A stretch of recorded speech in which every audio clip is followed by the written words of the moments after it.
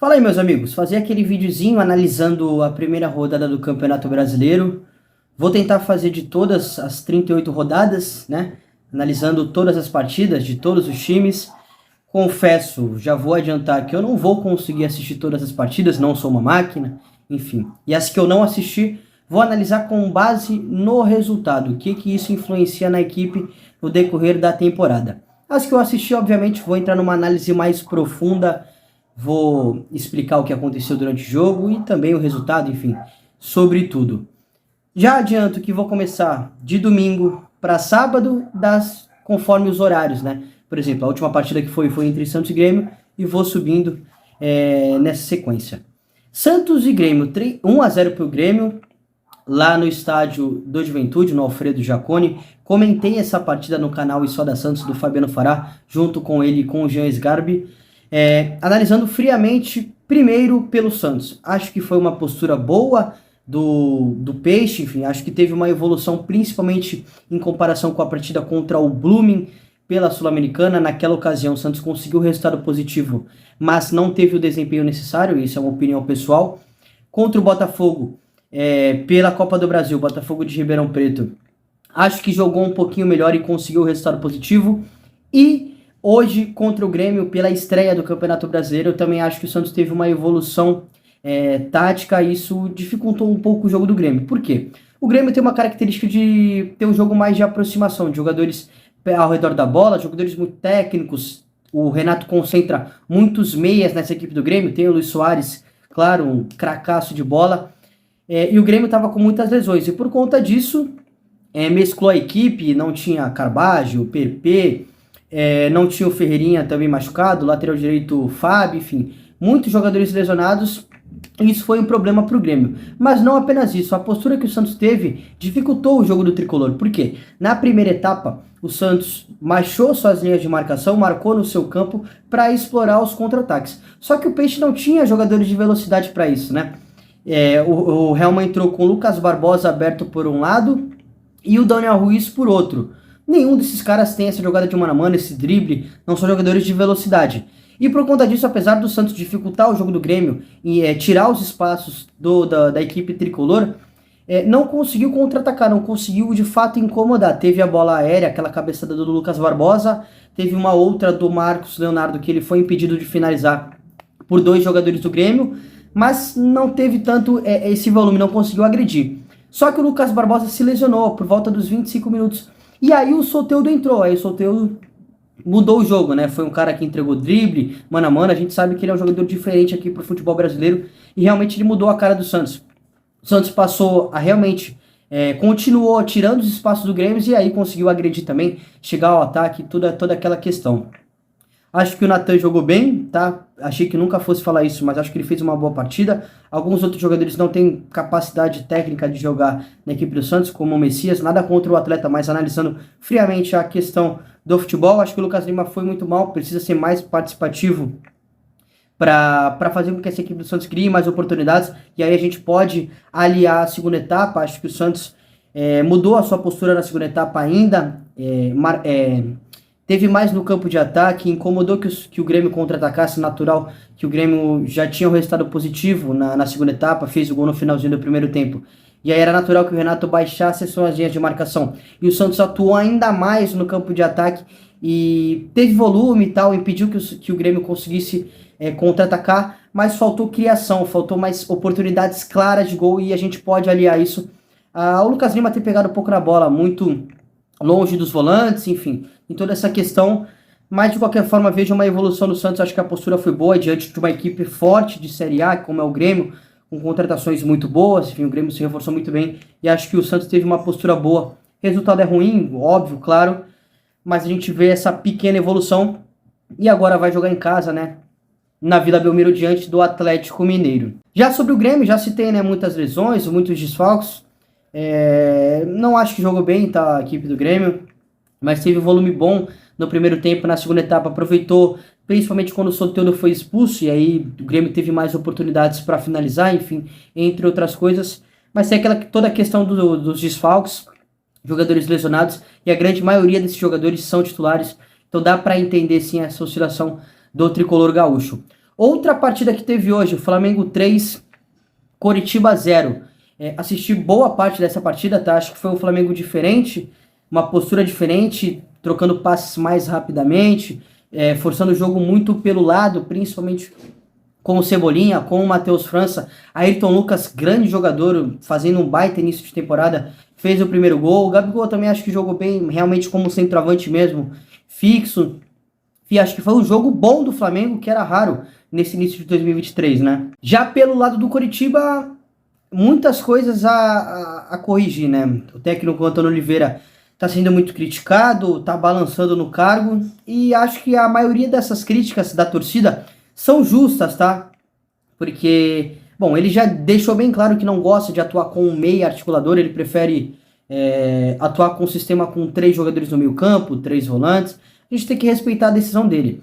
Mas se ele tem essa filosofia, essa forma de pensar futebol, de não ter um meia, não faz sentido algum ele abrir um volante para jogar aberto pelo lado esquerdo, que foi o Bruno Gomes, recuar o Rodrigo Pinho para fazer essa função de meia e deixar o Aleph Manga como centroavante. Era muito mais fácil ele abrir o Aleph Manga, deixar o Rodrigo Pinho como centroavante e jogar com um tripé de meio de campo realmente. Então são algumas questões que a gente não concorda, critica, enfim, e a gente está vendo que o Coxa não está conseguindo ter o desempenho necessário e os resultados. Empatou no meio da semana com o Sport pela Copa do Brasil, uma equipe de Série B, apesar do Sport ser uma equipe muito bem arrumada, tá? Um baita trabalho do técnico Anderson Moreira, também tem bons jogadores, Luciano Juba jogando muito bem, Wagner Love, enfim, o próprio Jorginho, mas empatou no meio de semana o Coritiba, que fez várias contratações, teve investimento alto, e, bom, não está conseguindo nem desempenho, nem resultado, e também tem algumas decisões equivocadas do técnico Antônio Oliveira.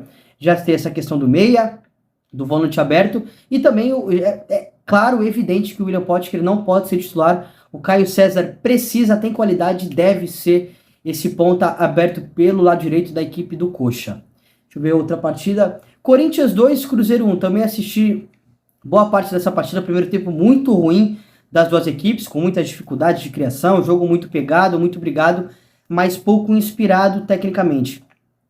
Teve a lesão do Juliano, né? O Juliano saiu, não sei se foi questão muscular, enfim, não lembro qual foi a lesão do Juliano realmente, mas entrou o Matheus Araújo no lugar dele, jogador da base, a gente acompanhou ele aqui no Paulista Sub-20 no ano passado. Ele atuava mais como um segundo volante do que propriamente o meia. Na partida de hoje contra o Cruzeiro ele entrou como meia, como esse articulador, mais na função que o Renato executa, claro que em patamares diferentes, mas acho que o moleque entrou bem, fez o primeiro gol do Corinthians, depois o Corinthians chegou ao segundo gol, até acho que o Corinthians melhorou na segunda etapa, tá? Incomodou ainda mais o Cruzeiro, e aí o Cabuloso fez o gol, né? Fez o seu único gol já no fim com o Lucas Oliveira, numa jogada de bola aérea. Resultado bom pro Corinthians, desempenho abaixo, ruim, acho que é muito pouco do que esse elenco pode apresentar. Já pro Cruzeiro, eu acho que dentro das limitações técnicas, se comportou bem no primeiro tempo, apesar de não ter tido tantas oportunidades, o que era normal jogando fora de casa. Muito difícil jogar na Arena Corinthians e o Cruzeiro com toda essa reformulação, toda essa questão que a gente já sabe. E na segunda etapa caiu um pouquinho de rendimento e o Corinthians jogou melhor, enfim. Mas acho que o resultado é bom pro Corinthians, desempenho abaixo, e pro Cruzeiro, bom, o resultado é ruim, obviamente. Então a gente já espera que o Cruzeiro naturalmente brigue na parte de baixo da tabela. No sábado a gente teve vários jogos. Atlético Mineiro 1, Vasco 2, jogo no Mineirão. O Vasco chegou a 2 gols rapidamente, um gol com o André e outro com o Gabriel Peck. Até acho que o Vasco se comportou muito bem nos primeiros 10, 15 minutos. Depois o Atlético Mineiro tomou conta do jogo e aí incomodou, criou várias e várias oportunidades. De qualquer forma, com velocidade, com mais tempo para criar, com mais paciência, bola aérea, bola de escanteio, bola de falta lateral, enfim, acho que o Atlético criou muitas oportunidades, mas não conseguiu chegar ao resultado que esperava, né, que era o resultado positivo. Diminuiu o placar com um gol, chute de fora da área do zagueiro Maurício Lemos, inclusive boa contratação do Atlético, é um pedido do técnico Eduardo Cudê, mas o Atlético Mineiro realmente não conseguiu chegar ao resultado necessário, ao resultado positivo que queria. Um placar excepcional para o Vasco, uma vitória fora de casa, num campo difícil de se enfrentar, talvez um dos grandes favoritos a vencer o título, que é o Atlético, pelo elenco que tem, pelo treinador, que é o Eduardo Cudê, mas o Atlético realmente precisa acertar. Cria várias oportunidades contra o Libertad pela Libertadores que inclusive o Atlético perdeu por 1-0 em casa no Mineirão. Também criou várias oportunidades, mas falta aproveitar, falta criar chances de gols. O Atlético não está conseguindo nesse início de 2023, enfim, apesar de ter sido campeão mineiro, acho que dá para considerar que o Atlético está vivendo uma crise interna, né? Pelas questões do Eduardo Cudê de ter criticado a diretoria, enfim, ele disse que a diretoria tinha prometido contratações, elas não vieram, enfim, o Atlético às vezes tem desempenho e não tem resultado, e por outro lado tem resultado e não tem desempenho, então é uma equipe muito inconstante, oscilando bastante nesse início de temporada, então se quiser o título, vai precisar melhorar isso, vai precisar aproveitar as oportunidades. Já o Vasco, resultado muito bom, já citei isso, caiu bastante no segundo tempo de desempenho, mas já tinha o resultado na mão, né? Tava com o resultado positivo, mas de qualquer forma é uma vitória que vai dar uma tranquilidade maior pro Vasco, que vai jogar em casa agora, né? Nessa segunda rodada. Outra partida, Fortaleza Internacional, empate 1-1. Confesso que não vi esse jogo, tá? Mas foi um resultado ok para as duas equipes, né? O Inter, atual vice-campeão, se reforçou, perdeu outros atletas também, mas tem uma equipe boa, uma equipe competitiva. Alan Patrick jogando demais nesse início de temporada, Wanderson, Pedro Henrique, o alemão que ganhou a oportunidade, já cobrei isso aqui no canal. E o Fortaleza é uma equipe muito bem arrumada pelo técnico Vojvoda, um trabalho já há muito tempo, uma equipe que muda a todo momento o sistema que vai jogar, 4-4-3, 4-4-2, 4-2-3-1, um sistema com 3 zagueiros, mas mantém sempre a filosofia, a forma de jogar, que é com muita intensidade, marcação, pressão, procura o mais rápido possível chegar ao gol do adversário, sempre agredindo, sempre incomodando. Então, imagino que o cenário tenha sido isso, mas como não assisti, não vou afirmar aqui. De qualquer forma, foi um resultado ok para as duas equipes, melhor ainda para o Internacional. Atlético Paranaense e Goiás, 2-0 para o Atlético, já era um resultado esperado, né? O Atlético jogando em casa, com o apoio da sua torcida, teve mais volume de jogo, sofreu muito pouco do Goiás, conseguiu o resultado até rápido, né?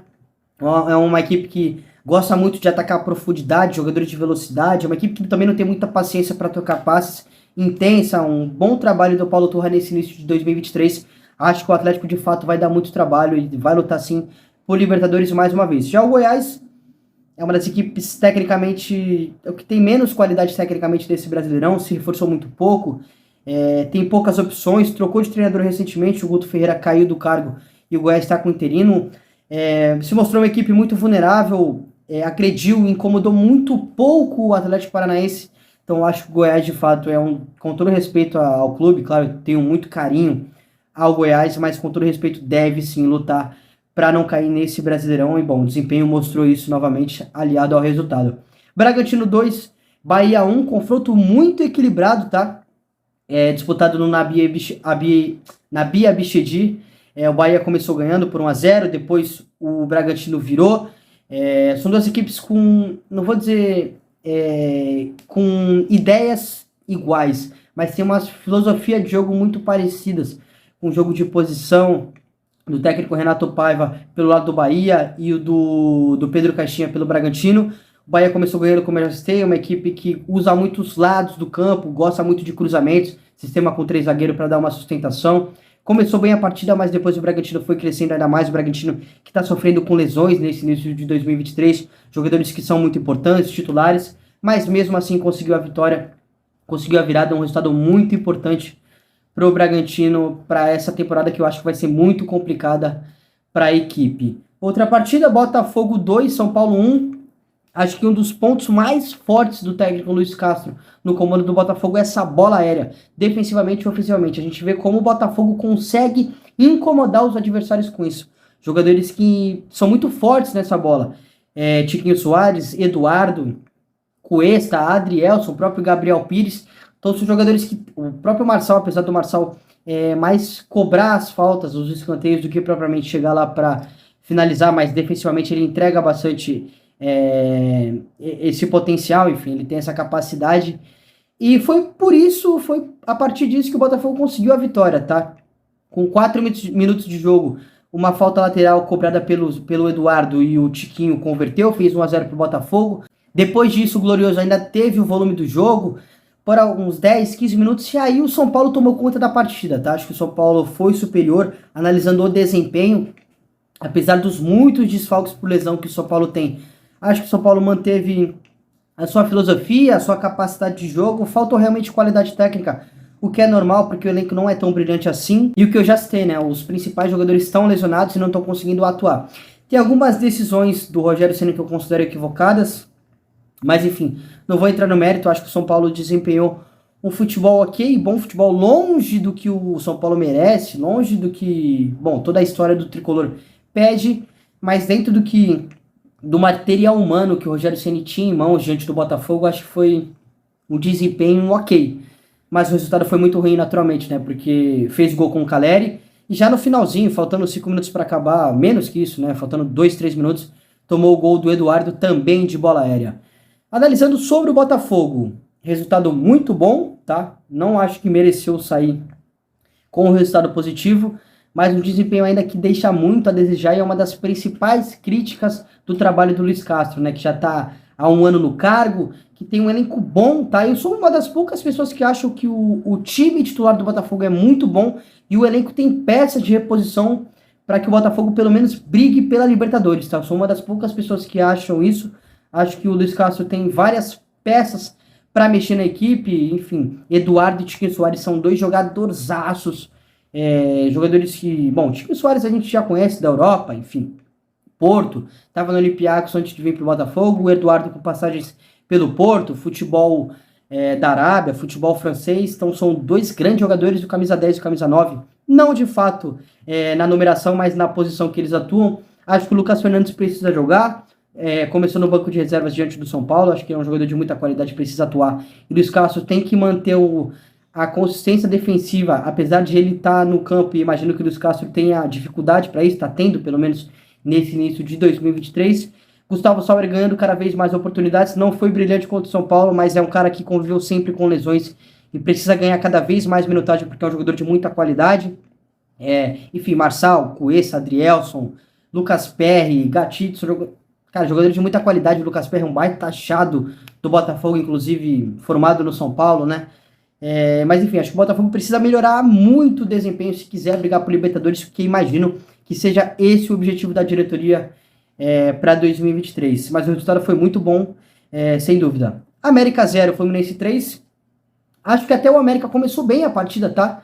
Mas depois que o Fluminense abriu o placar, desandou.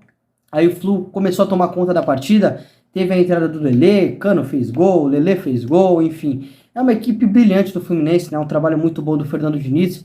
E que, bom, ele mexe na equipe, de qualquer forma, a equipe tem uma cara, tem uma identidade. E foi um desempenho, um resultado muito bom diante do América. E acho que o América vai dar muito trabalho nesse Brasileirão, né? Uma equipe muito bem arrumada, um trabalho excepcional do técnico Wagner Mancini. Chegou à final do Campeonato Mineiro, deu trabalho para o Atlético, que tem um investimento muito maior, mas é uma equipe muito bem arrumada, muito bem organizada, que consegue agredir. Tem um jogo de contra-ataque, de objetividade muito bom. Então acho que o América, apesar do resultado negativo dentro de casa, 3-0, placar elástico, acho que vai dar trabalho, tá? Acho que vai se recuperar no Brasileirão. E o Fluminense, sem dúvida, imagino que vai lutar sim pelo título do Campeonato Brasileiro. E por último, Palmeiras 2, Cuiabá 1. Não acho que o Palmeiras fez uma partida brilhante, também com alguns desfalquezinhos. O Vanderlan entrou no lugar do Piquerez, enfim. O Rony ainda se recuperando. Mas acho que foi uma partida ok, né, do Verdão. Resultado bom, uma vitória dentro de casa diante do Cuiabá. O Cuiabá em alguns momentos incomodou o Verdão, principalmente nos contra-ataques. Chegou a um gol nessa questão, no contra-ataque. E o Palmeiras, que a gente já sabe, né? Uma equipe organizada, muito forte mentalmente. Talvez hoje o melhor futebol do Brasil, quando eu falo melhor, não quero dizer o mais bonito, mas o mais organizado, que é seguro defensivamente e consegue ter várias alternativas, tem um repertório muito bom lá na frente. Então, sem dúvida, o resultado aqui do Verdão não foi não foi um desempenho brilhante, mas de fato entra mais uma vez como um dos grandes favoritos a vencer o Campeonato Brasileiro, é o atual campeão, né? Beleza, meus camaradas, essa foi a análise da primeira rodada do Brasileirão de 2023. Se você gostou do conteúdo, nos ajude com esse trabalho independente, se inscreva no canal, ative as notificações e curta esse vídeo. Um grande abraço e até amanhã.